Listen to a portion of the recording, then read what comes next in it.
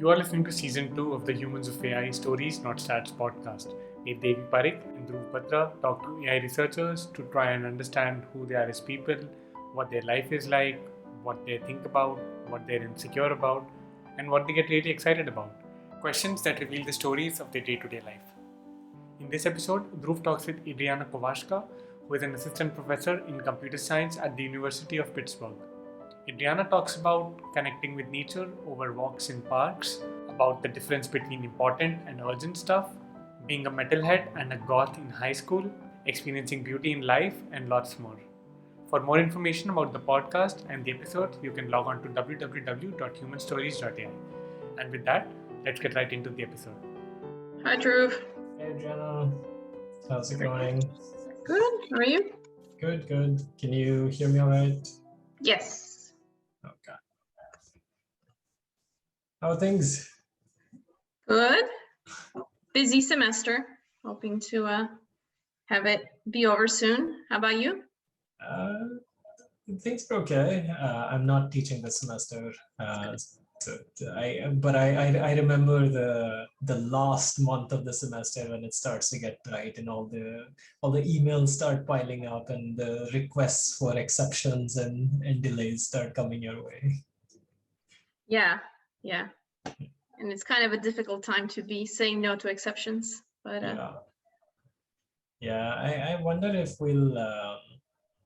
if by the time fall comes around, we'll be a bit more accustomed to this. Because at some point, this is the new normal, or at least, the road to recovery is the new normal. Yeah, and I guess we're talking at Pitt about making education more inclusive, including things like, some people have kids and some people work jobs, and you have to acknowledge that people, your class is not the only thing in their life, and things may be difficult for them. So yeah, I mean, in general, not kind of extending the generosity we extend to people in these times and beyond. But, yeah.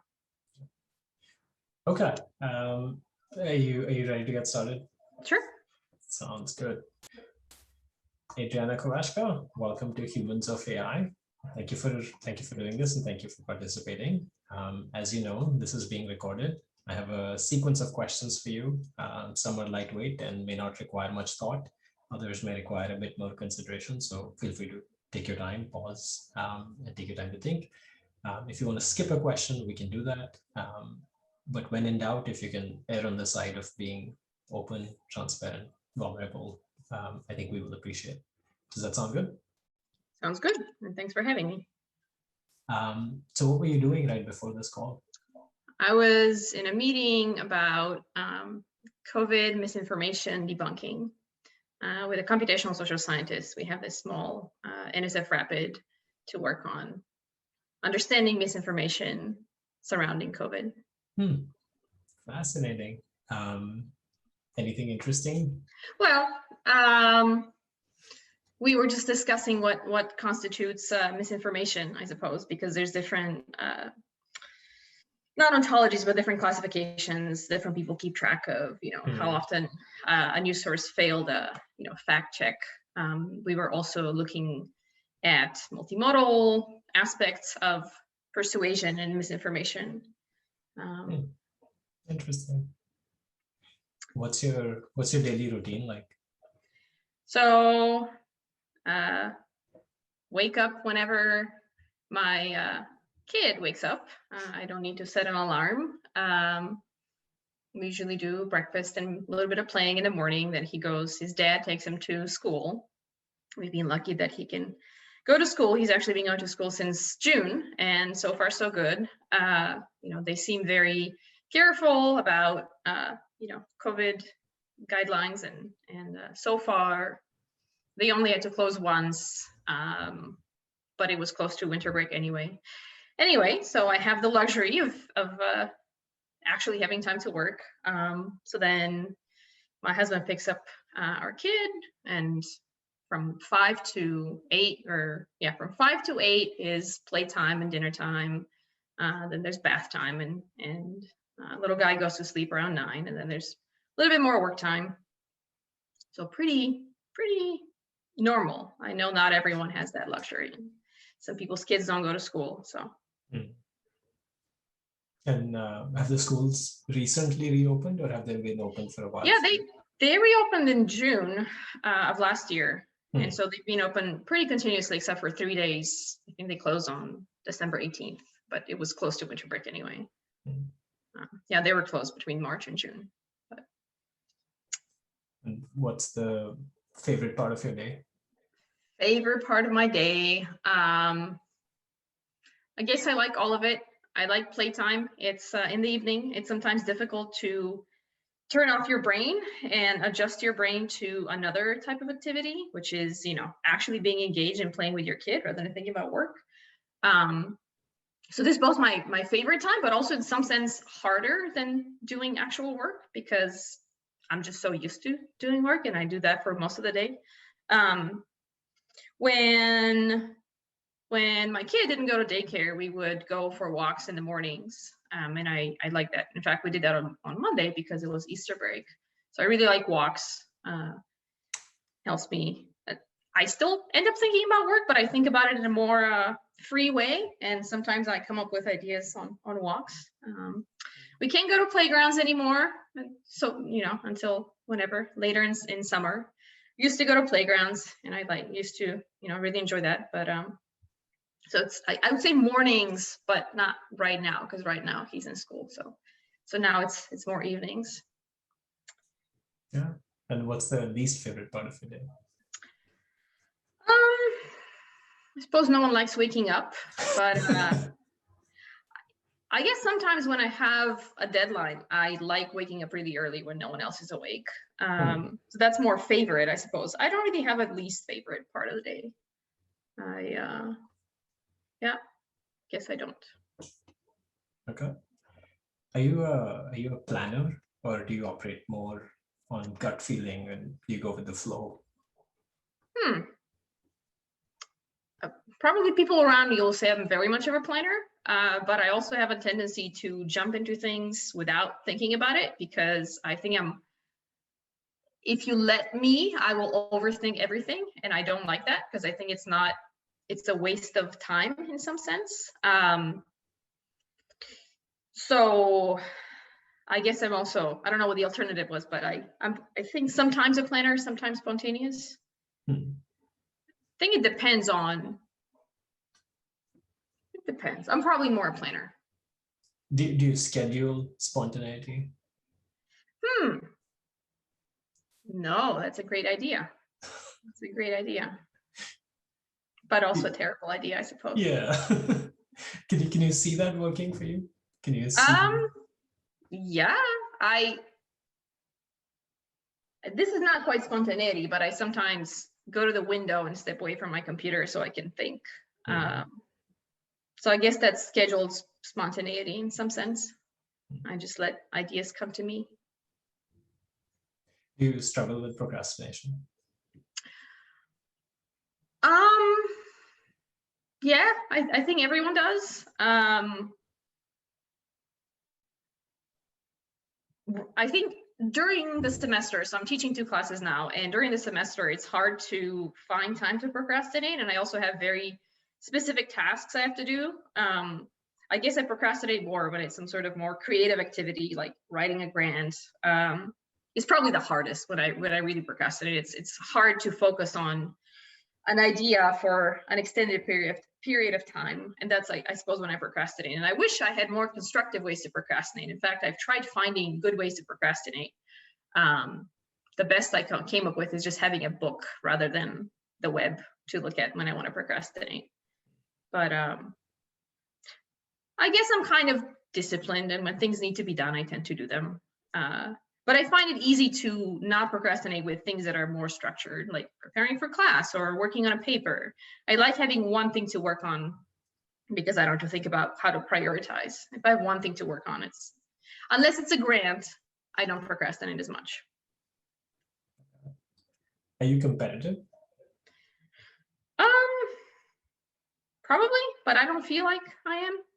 I don't think I'm I don't feel like I'm ambitious, which I guess relates to being competitive. I mean, I probably am ambitious, but I don't feel like I am, and I don't feel like I'm especially competitive. Is there a rejection or a failure that hurt particularly bad? They hurt when they pile up, and then all of a sudden acceptances start piling up, or at least that's my most recent experience. So I don't know how that happens. For a while you're not good enough, and then all of a sudden you're great, right? It doesn't seem right. It's maybe a surprising phenomena, or it's surprising to outsiders how decisions tend to often be correlated. Like you and I explain this to young faculty a lot, that sometimes people like a variant of an idea and everybody likes that same idea, and so you'll find suddenly all your grants are succeeding, or if somebody doesn't like it, then all your grants are failing. And that's perhaps a surprising thing that people don't quite factor in. I guess I wrote several grants about essentially common sense that all got rejected, and then I wrote some grants on object detection, which I didn't think were that great, and those got funded. So I don't know what it is about that.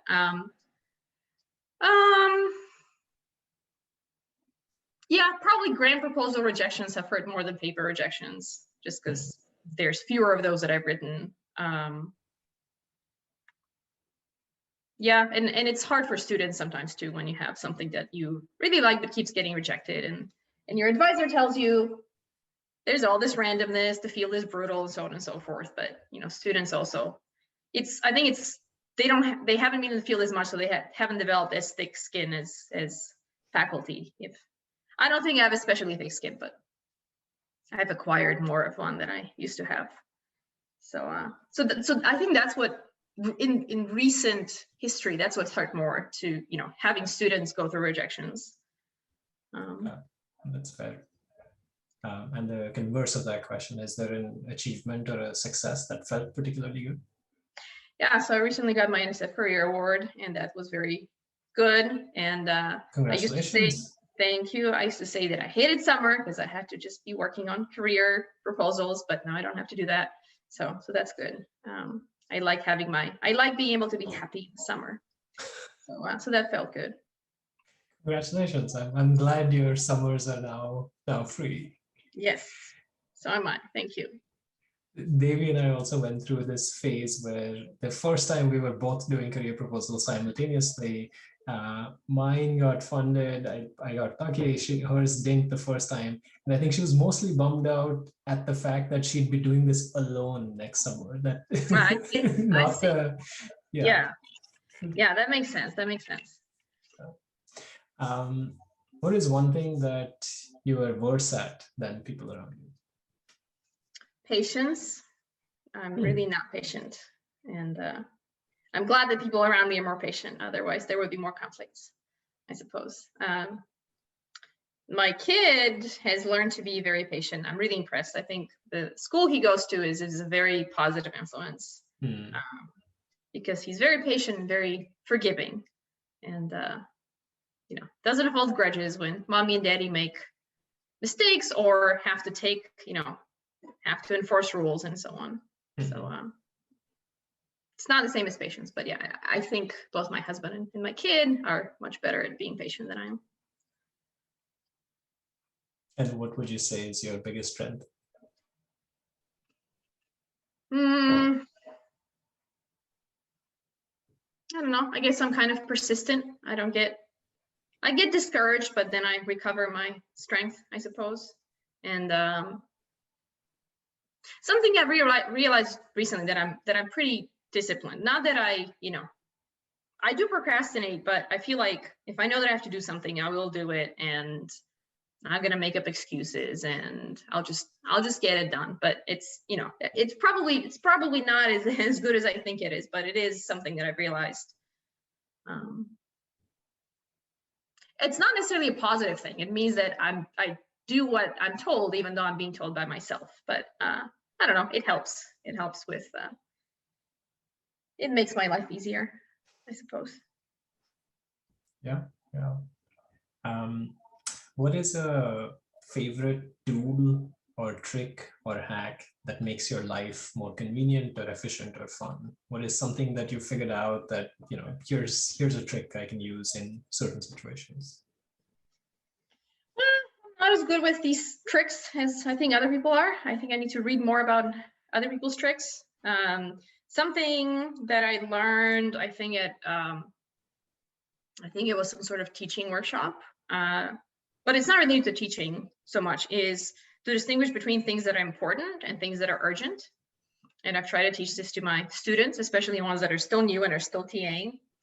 I think it's very, it's kind of very obvious in hindsight, but it's good to keep in mind. And I've tried to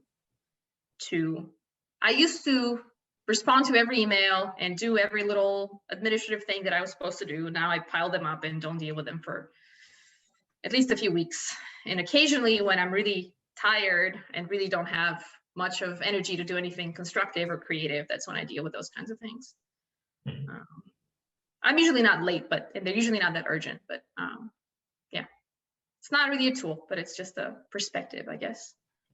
And for completeness, I think the perspective is that you should prioritize important non-urgent things over urgent unimportant things. Exactly. Yeah. Makes sense.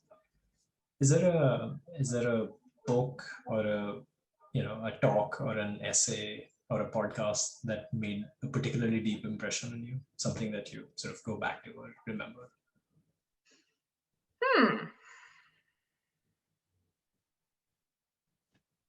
And that excludes other art forms, I suppose, or not? No. I guess we're looking for any sort of external influence that you can point to and say, yeah, I got that idea from there, and I really enjoyed that idea. I see. So idea for kind of work-related idea or life-related idea? Anything. I'm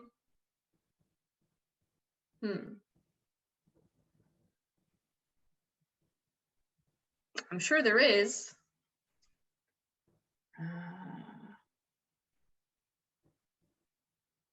Yeah, I haven't been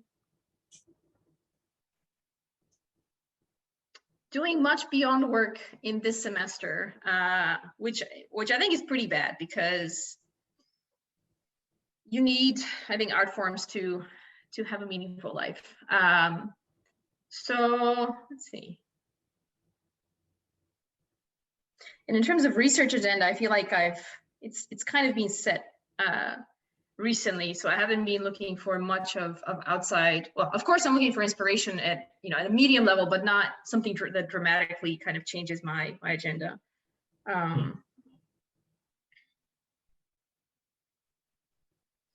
Well,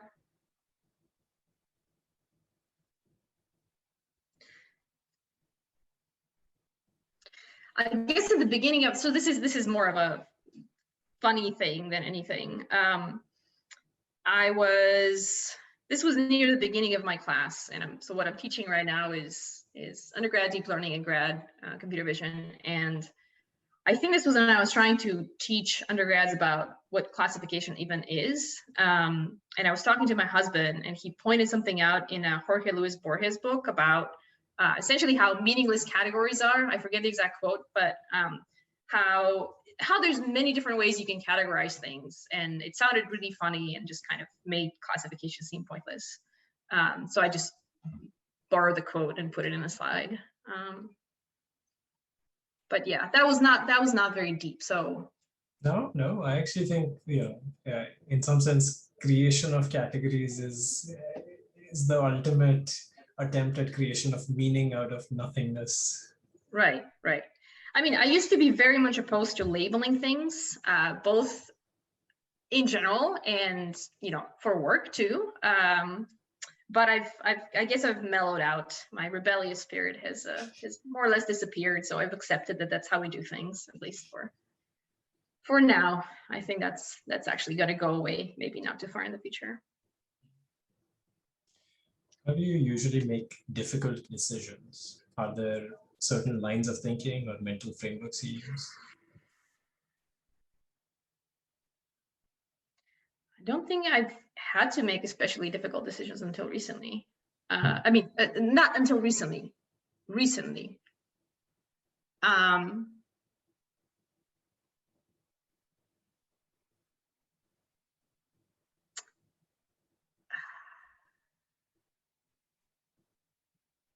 And do you recollect how you made them in the past? Well, I'm thinking of one particular decision, and which turned out okay. I made the right decision. But I don't know, I guess I try to turn off my thinking and maybe go with my gut, both from I wouldn't say I'm an intuitive person, but I feel like sometimes sometimes thinking logically is not the right thing. And you have to go with what your intuition tells you about how things are going to turn out.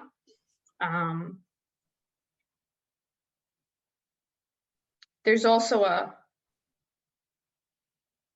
I guess I try to make decisions from an optimistic perspective, like not naively optimistic, but not pessimistic.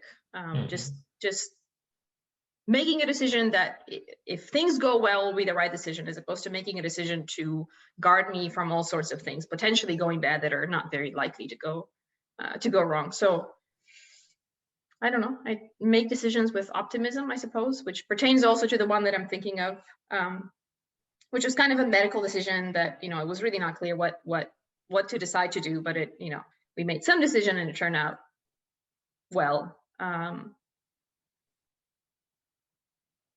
Yeah, I try to be optimistic, I suppose. Do you have an internal monologue? No. Other people around me do. I don't. I mean, not actual. Yeah, I don't have an actual voice. I think a lot in my head, but I don't think it's actual words. I don't know if that counts.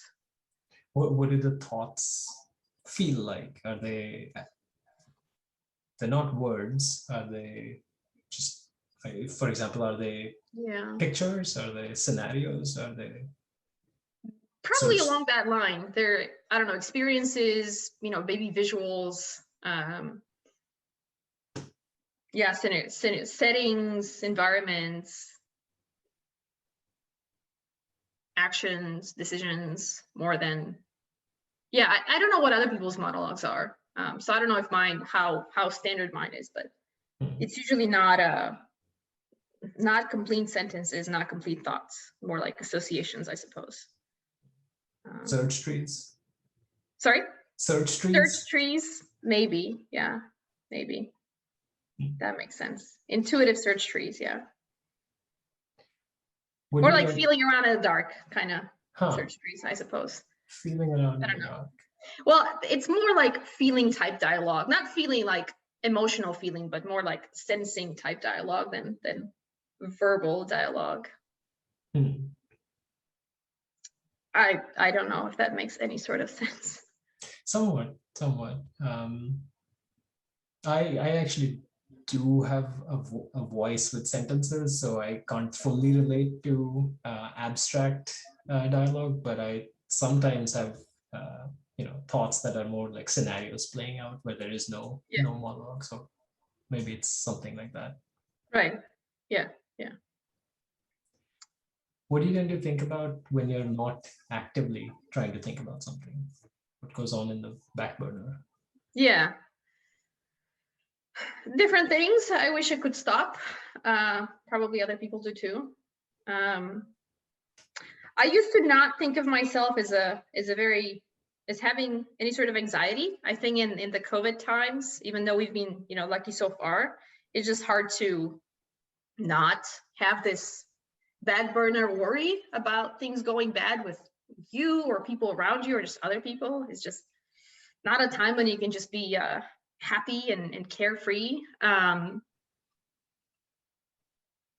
also think about work and things that I wish my students were doing that I'm trying to nudge them into a certain direction and they're not taking it, or and I think about how to optimize my interaction with students or the projects we work on.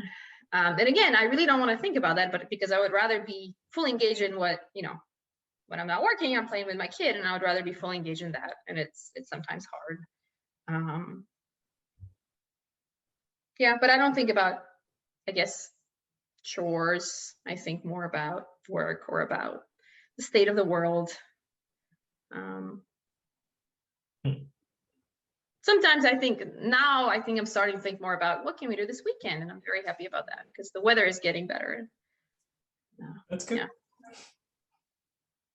And on that note, how do you recharge or take a break? Again, that's gonna start changing right about now. We used to somehow we found that going to inside places like museums in Pittsburgh was somehow safer because there weren't a lot of people in some of those museums.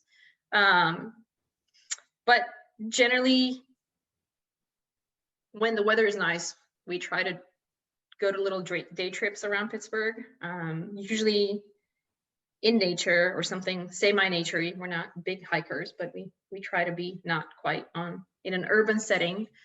So kind of parks that are of moderate difficulty and bearable for a 4-year-old. I think nature is really recharging. And actually in Pittsburgh, which you probably know, I'm sure you know, because you had to recharge at some point. I really like the parks and how actually very naturey they are, unlike other cities which have more like urban parks, and you can tell that there's cars nearby. And in Pittsburgh, it's really easy to get to these parks, but they feel very, very naturey. Not quite pristine, but you feel like an actual park, actual trees. Yeah, you can easily get to vantage points where you do not see any cars around, and that's not easy in other bigger cities.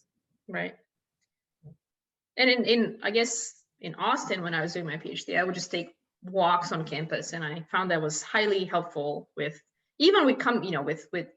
unblocking thoughts and kind of coming up with a very obvious way to do something that was not obvious when sitting in front of a computer. So just walking anywhere, I suppose. Are you happy with the number of close friends you have? I suppose not in these times. I'm happy with the number of friends I have, but not how much I've been interacting with them and how close they are. Yeah, so we have good friends in Pittsburgh. I wish I had seen my friends from grad school more recently, or even talked to them, which also hasn't happened that much because usually conferences are for that, and conferences become quite different. There isn't as much of the social aspect, or at least I haven't been able to leverage that as much. I guess I haven't tried to socialize at the virtual conferences as much as I probably should have. So yeah, I hope we get back to normal and I can see older and more recent friends in person. So I think kind of virtual get-togethers are better than nothing, but still kind of, maybe I just need to get used to them. So yes and no, I suppose. Yeah. Well, I mean, on the getting used to them, maybe the end is in sight. Maybe you don't have to get used to them. I hope so. What are you insecure about? A lot of things, but none very dramatically so. I guess I wish I was more productive in my research, and I'm not sure I'm the best mentor to my students, meaning I feel like I'm not a great mentor to students who are very good. I'm an okay mentor to students who are less good. I think it can help them, but I wish I could help my students that kind of don't need my help more. I'm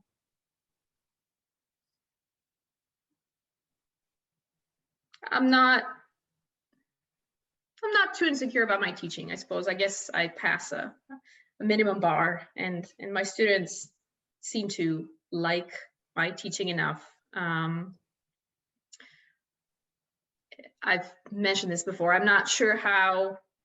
I wish I was. Yeah, I think every parent feels insecure about how good of a parent they are. Again, I don't think I'm a bad parent, but having to, being pre-tenure and having a kid and finding balance between doing all the work you need to do and being mentally invested in your kid fully, not just at the surface, is I think, in playing with your kid and the games that your kid wants to play and creating games and all that is something I'm insecure about. Yeah, I don't know what else there is. I'm insecure about being an interesting person at this point because work has taken over. And in fact, at some point, I was telling my husband that I think we become robots. And if there was a test for whether you're a robot or not, I'm not sure we would, for proving that you're human, I'm not sure we would pass. The Turing test, you don't think you'd pass the Turing test? Well, no, not that. It would have to be some sort of other test, I guess. Like the social interestingness test. Yeah, and how often you feel like you have feelings as opposed to just stuff you need to do. So that's that. I used to be very much into art and movies and music. I still am, but I just don't do it enough. And I think that's a big problem because it's a slippery slope. I don't want to be the person that just does work and the end is inside as far as, hopefully I'll have tenure soon and I'll have more time to do stuff. I just hope I haven't become the kind of person that just does work. I hope I haven't been broken permanently. Because I really like philosophical conversations and watching 3-hour-long movies where nothing happens. And I just wish I had more time for that. Amen. I same here. I wish you have the luxury and the time to be able to do that after soon. Yeah.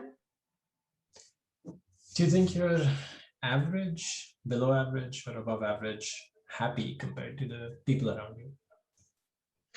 To the people around me, I don't know, average, I suppose. I feel like I'm pretty happy. I'm not exuberantly happy, but I feel glad to be alive. I love waking up every day. I mean, except for the first 10 minutes, right? I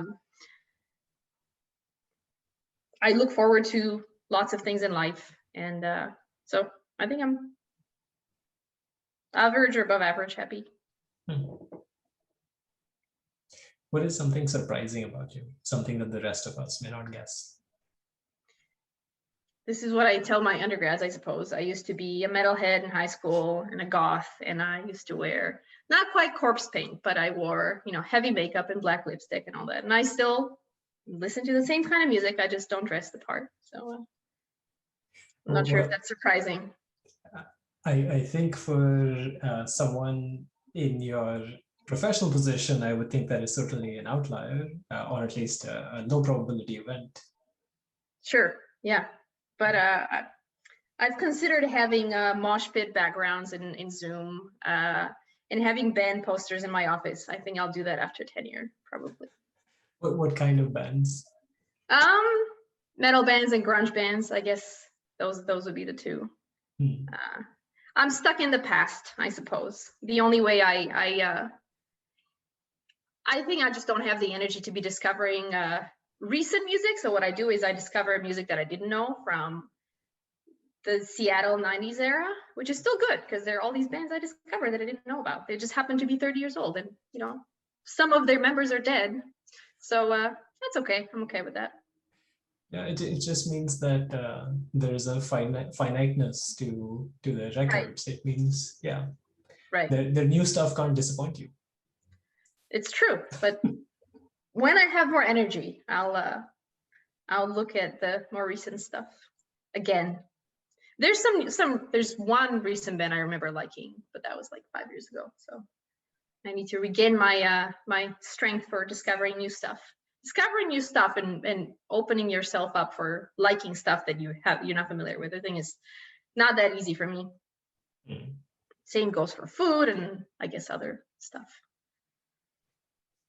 And what is one thing about the world that surprises you? I've seen a lot of surprising things in the recent times. I didn't realize, well, this is more on the negative end, but I was going to start with something positive. I guess all this mask wearing and how people either don't want to do it or want to do it, or they think they want to do it, but can't for some reason figure out how to do it. And it's already been a year and people can't figure out how to wear a mask properly. That really surprises me and really disappoints me. I think I've lost a lot of my faith in humanity, which I'm really not happy about, because one of my favorite part about going to day trips near Pittsburgh would just to be around other people and kind of immersed in, you know, a general ambiance of, you know, just going to places where there's other people, like parks or whatever. And now I feel like I'm not sure I want to be around other people as much, not at least people that I don't, you know, because I'm just highly disappointed with how selfish people have been with like insisting on not wearing masks, or again, pretending they want to wear masks but not doing it very carefully, not very properly. But that's on the more negative end. And I remember a few months ago, my husband and I went to Lowe's to get something from Lowe's. We try to avoid going to stores in person if we can. And I was surprised by people just openly now wearing masks inside the store. And what my husband said was, well, I'm actually surprised by how many people weren't wearing masks. So I try to follow that perspective. Just actually being glad that on average, you know, people are caring about others and wearing their masks and so on. Not that mask wearing is, you know, the only thing about a person that I should care about, but it's just kind of a very visible, I think, way to understand how someone thinks that hasn't been as accessible before. And yeah, I guess I don't know if the results are encouraging or discouraging. So far I've been kind of discouraged, but I feel like very soon I'm gonna regain my faith in people, just because I don't like not liking people. And you think that is empirically justified, regaining that faith in people? No, it's not. It's not. I'm still gonna do it. Okay. Just because I'd rather be happy and liking people than not liking people. Fair enough. That makes sense. What do you wish your brain was better at doing? What do I wish my brain was better at doing? Mm-hmm. Better at doing, yeah. Yeah.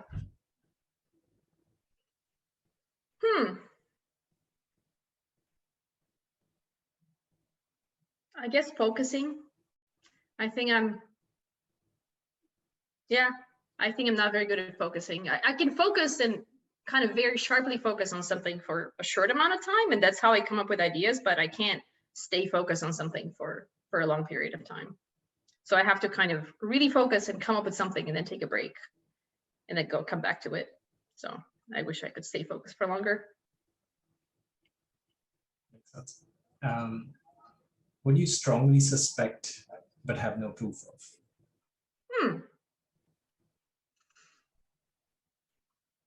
Wow, let's see. You could interpret this question as, what are your conspiracy theories? But it doesn't have to be that. Any.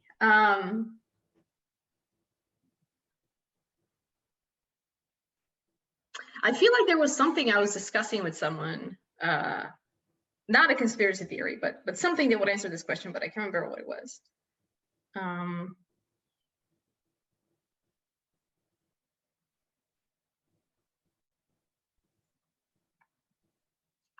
That's a very interesting question. I might have to pass because I'm not coming up with anything.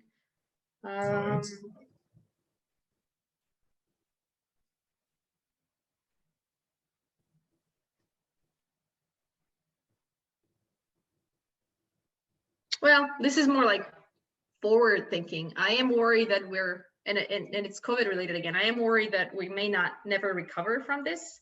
Not in terms of, you know, medically, but in terms of either what I said about, you know, trust in others, in terms of being able to be close to others without being paranoid about them having any sort of virus. I know mask wearing, so to contradict what I just said, I know that mask wearing has its benefits, but I kind of don't want to be doing it for too much longer. I'm fine with doing it for another year, maybe two, but I don't want, you know, I've seen discussion of people just, I guess in some countries, people just wear masks in general, and I don't mind it, but I kind of want to go back to the careless time where everything was great. And, you know, I think, you know, 2 years ago, I surely didn't think everything was great, but, you know, compared to now where everything is just so much more serious, I want to go back to being naive, I suppose. So my thing that I'm suspecting, but I have no proof of, is that we're just not going to be able to recover from how we've been broken by this whole pandemic. Yeah, makes sense. I recall at some point reading an article, I forget if it was New York Times or something, where they were talking about how anytime you have, you know, significant events of societal impact, like 9/11 with respect to air transport or what we're going through pandemic, you never quite go back to the old times. There's sort of this new normal that settles in, and that new normal has just a certain different way of doing things. And I found that prospect depressing as well. Like the idea of just so as much as masks are necessary, eventually it would be nice to go back to the carefree life and being, you know, close quarters with other humans without having to worry about things would be nice. Hugging new people would be nice. I don't know if that's going to be possible in the near future without, we'll see. I guess the nice and not so nice thing about people is they get used to things very quickly and easily, but I'm not sure if that's a good thing. So meaning we'll get used to the new normal, but I don't know if that's how I want things to be. What is something that you've changed your mind about?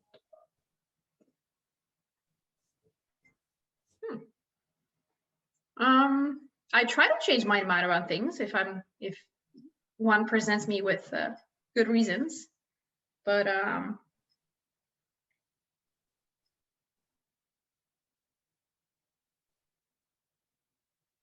can't remember anything recently.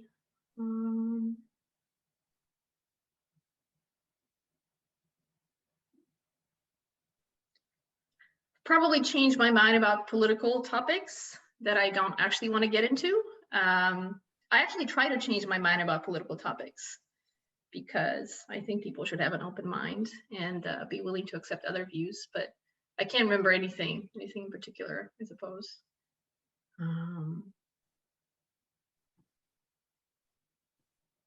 Oh, well, this wouldn't be especially interesting. I guess I don't like overhyped things or hype things. So I'm probably by no means unique if I say I didn't like deep learning at first, right? And then change my mind, but I'm sure that's pretty common. Yeah, I guess I just started out being opposed to things that others like. That's the goth in me, I suppose. That others like or others hype? Yeah, that others hype. If they actually like it, I'm just afraid that they like it just because it's popular. And so I have to be contrarian. Fair enough. What is a bad habit you're working on overcoming? Well, it would have been good if I was working on overcoming my bad habits. I'm not sure that I am. Yeah, a lot of these questions have premises embedded in them that you can feel free to rebut. They are embedded for a reason. It gives people a way of thinking about things. But yes, so I sometimes tend to tell people what to do, whether people around me or students. I get picky about some things and I try not to be. I get picky about how you structure your report to me because I think the way you write it is indicative of how you think about it. And so I sometimes get picky about, well, this is not consistent. I don't know what you're talking about, which is sometimes kind of petty. I don't do that too much, but I have that inclination. And yeah, I think I sometimes tend to tell people what to do, which I don't like. I've been pretty good about not telling people in public to fix their mask, going back to the same topic that I'm apparently fixated on. I recently gave someone a very mean look. In fact, I gave 2 people very mean looks, but that's the worst I've done. What does your mean look like? Oh, I don't know. It's pretty bad, I think. I don't know. I've never looked at myself in a mirror, but I think I can give pretty mean looks.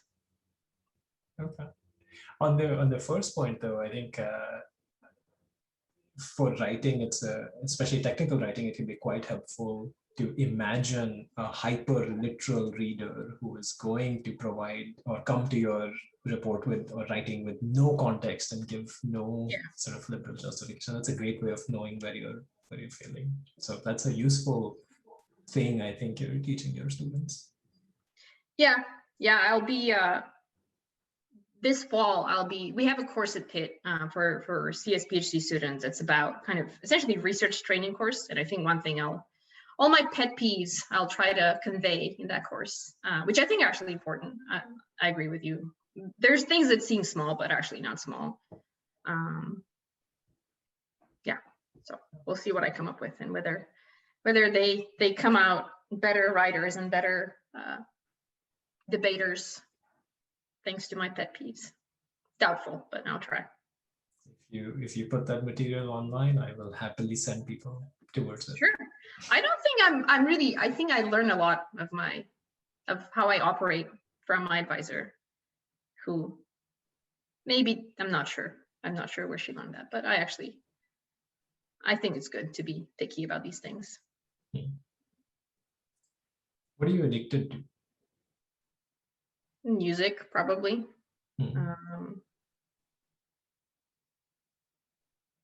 Sometimes I get really addicted to music and nostalgic about past times in music, and I also am nostalgic about being able to go to live shows, which hopefully that will be fixed not too far in the future. Hopefully. But I'm not sure. I think that's my only serious addiction. It's probably better than others. How do you imagine your retirement? My retirement? Well, the only thing we've discussed kind of jokingly is that I would love to go back to Austin when I retire because it's nice and warm. Okay. That's step number one. You have a place in mind. Yeah. I hope it's not insanely expensive by that time, which who knows. I don't think I want to be, some people work when they retire. I don't think I would want to work. I think also retirement is not necessarily easy because it's I don't know, having a lot of time to think could lead to kind of negative, I don't know, thinking is not always good. Sometimes I'd rather be doing things than thinking. So I think retirement, is in some sense looking forward to it, but in a lot of senses not. I hope I find something meaningful to do with my time. I don't know if that would be helping others or being creative or I used to joke that when I get tenure, I'll learn how to be a movie director and I'll start directing movies in my spare time. Maybe I don't think that's going to happen anytime soon. So maybe when I retire, I can become a movie director. I'm gently amused by the fact that you think you'll have spare time after tenure. I thought that maybe 5 or 10 years ago. So I don't think that's going to happen. I think it was probably just a joke with myself to keep me motivated. I used to be really, in fact, when I was in grad school, I took an acting class. But I don't think I'm very good at acting. I think I would make if I watch more movies, which I used to do a lot, if I keep that up, I would probably make a not entirely terrible movie director, but I also have zero background in that. So fascinating. It's just an interest that I wish I had more time to pursue. This is another one of those things that I think would be surprising about you. I suppose, yeah.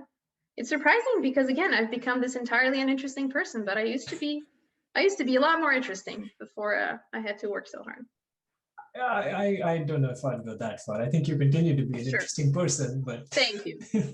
I guess I wasn't begging for that compliment. I actually do think that I was more interesting before, but it's okay. People mature in different ways and they're not all bad. Fair enough. Do you think much about the future on a 5 to 10 year scale? I think not really. I mean, I look forward to the future, but I don't. Yeah, I think probably I'm below average in terms of how often I think about the future. And I think that relates to the question of whether I'm a planner. I think because I can't really plan that far ahead. I think there's just nothing for me to do in that space, so I just don't think about it. Yeah, I think I don't. And on a shorter time horizon, hopefully, what's your prediction? When do you think the world will open back up post-COVID? Well, I guess it could be as early as the world. I don't know about the world. I'm actually fairly optimistic about the US at this point, and being able to drive somewhere in August, maybe, kind of carefully. The world, I'm not sure. I have lots of dystopian visions about some parts of the world, including Bulgaria, which is where I'm from, where the vaccination rate is much lower for a number of reasons. Not vaccine supply, but also, as much as we think conspiracy theories are bad in the US, there's countries where they're worse, and I have no idea why that is. So anyways, not to make this political, yeah, I don't know. I think it may be very different for different parts of the world. So the US. hopefully in a year, I'm not sure. Yeah, the US, I mean, I think at least Pitt seems to be planning to reopen in person in the fall. There's music festivals scheduled for the fall. So hopefully by fall we'll probably still be wearing masks, I suppose. I'm okay with that, but yeah, I guess that's not that far in the future, so I'm kind of happy and optimistic. Do you think there's a point to life in our existence? Yes, and I think there is, and I think it's to experience beauty in some way. Could be by watching movies, which is, I think, a very good way to experience beauty and a very good way to enrich your life. But I think without beauty, life seems meaningless to me. Beauty, very broadly defined, very abstractly defined, but yeah, I guess others might say meaning of life is to help others. I guess I'm not so altruistic, but helping others could be a way of experiencing beauty. So I don't know if that makes any sense, but I'm not sure I can define it anymore more specifically. And is a life lived without experiencing beauty a life without meaning then? Actually, yeah, I don't think so. I think it depends. I think people find a way of experiencing beauty that may not seem objectively like it, but well, I think if you're just mean to everyone all the time and unhappy about your own life, then I'm not sure that's actually, I don't know. It doesn't seem worth living to me, but I don't think that person's life should end. So I don't know. So I should say I guess that's the meaning of life to me. I think other people might have other meanings, or no meaning is also okay. I know a lot of people don't think that there's meaning, and I don't think that's wrong.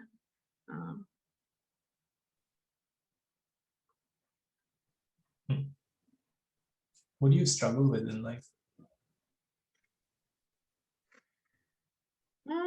Well, not experiencing enough beauty could be a good answer to relate to the previous question.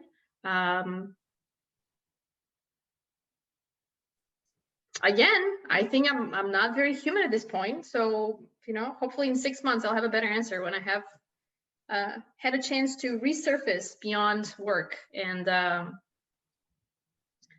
kind of feel more human, and then I can have a better answer. And I struggle with a lot of things, but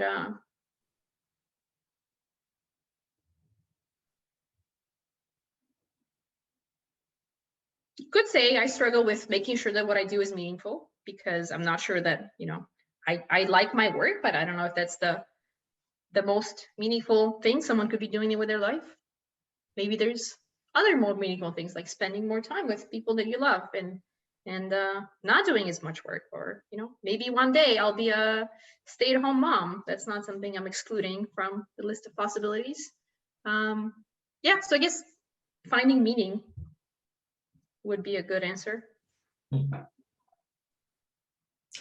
On to even more philosophical things. Okay. Pineapple topping on pizza. Yummy or an abomination? I'm perfectly fine with it. Mm-hmm. A different version of me says totally an abomination, but I'm perfectly fine with it. Okay, so that's something that you've changed your mind about as well. Oh yeah, sure. There's a lot of things I've changed my mind about. There's a lot of, I suppose, funny things I've changed my mind about, but nothing comes to mind at this point.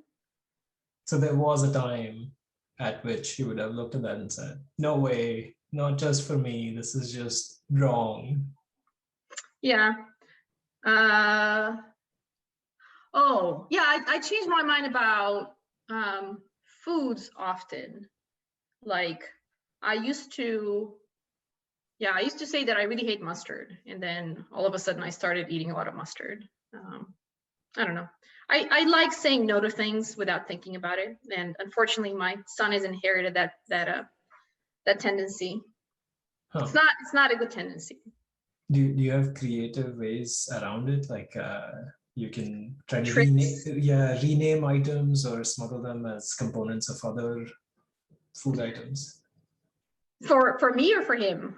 I imagine for him. I imagine you're less susceptible to those tricks yourself. Right. No, I mean, I've tried jokingly, but I think it's a little bit kind of mean to, I try to treat him with a little bit, I guess with more dignity. It's really easy to trick kids and they'll fall for it, but I feel like it's kind of mean. Yeah, so I try not to do that. It's a great idea, and I've tried it, but I kind of feel bad when I try to trick him into. So you're not really talking about trickery. I guess I took that in that direction. Presenting things in a more positive way. Yeah, we try.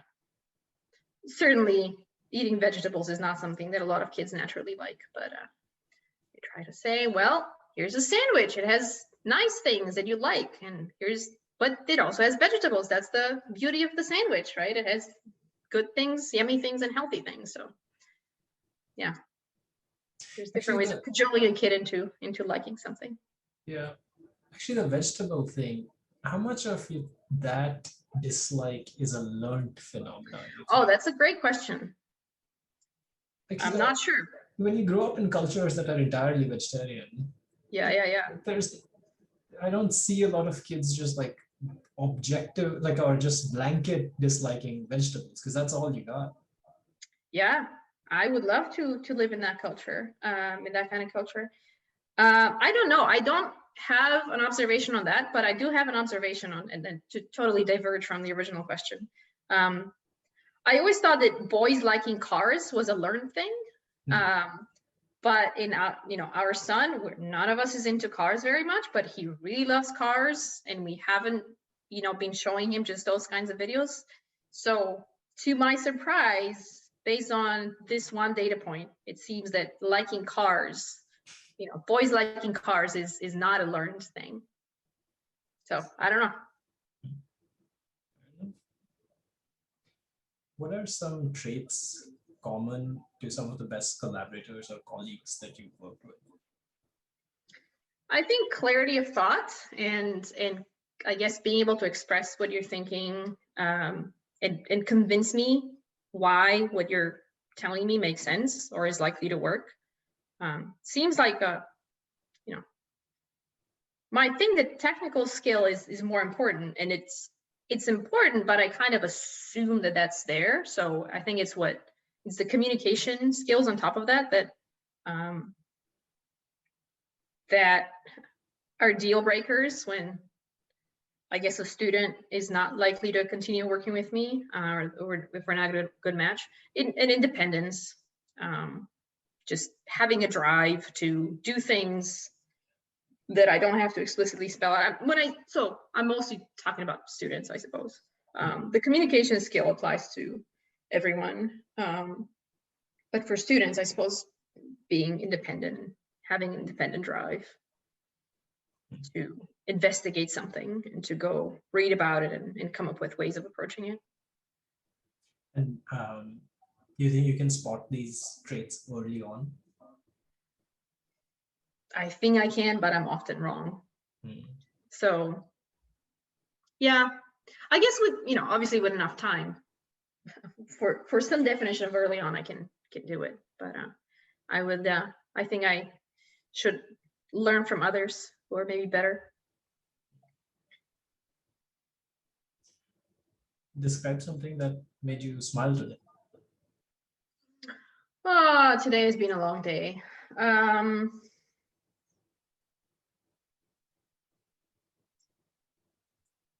Again, feeling more like a robot here. I can't remember.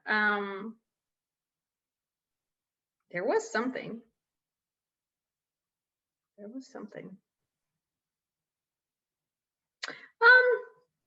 Well, an entirely cliche answer would be the flowers in my garden and the trees blossoming outside.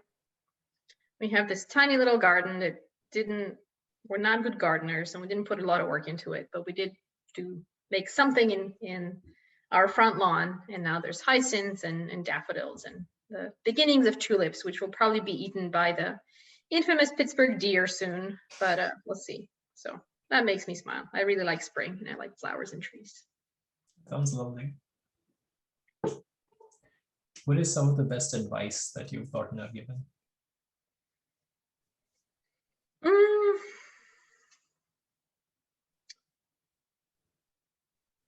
So I don't think I give you very good advice, but I've kind of borrowed that advice that I'm going to say is something that I received as advice, which was when I was when I was still wrapping up my PhD and trying to decide what to do next. I thought, being faculty was really intimidating, and I was worried about tenure. And Kristen had me talk to other faculty at UT, and Peter Stone said that basically he didn't worry about tenure. He just decided to work on what he enjoys working on, what he thinks is meaningful working on, and see what happens. And I guess over time, I realized that that's great advice, and that's kind of what I've been doing. Like, I was just trying to, I wouldn't say have fun, but do things that I thought were interesting, and just see what happens. I mean, I've been strategic in some sense, but I've also just tried to do what feels right and not worry about the consequences. And I think that's very good to keep in mind, that you're in control of your fate, and you should do what makes life worth living to you and not worry about milestones exclusively. Yeah, I think that's great advice. Why did you agree to do this interview with me? Why did I agree to do this? Mm-hmm. Because I think that's a great thing you guys have started, and I like I like learning about the humans behind the AI. I also just like, I like philosophical questions, even if I don't have great answers.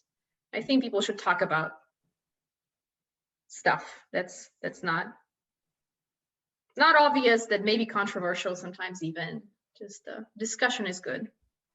I know this is being more, I guess, one-sided, but in general, hearing how people think, I think, is good.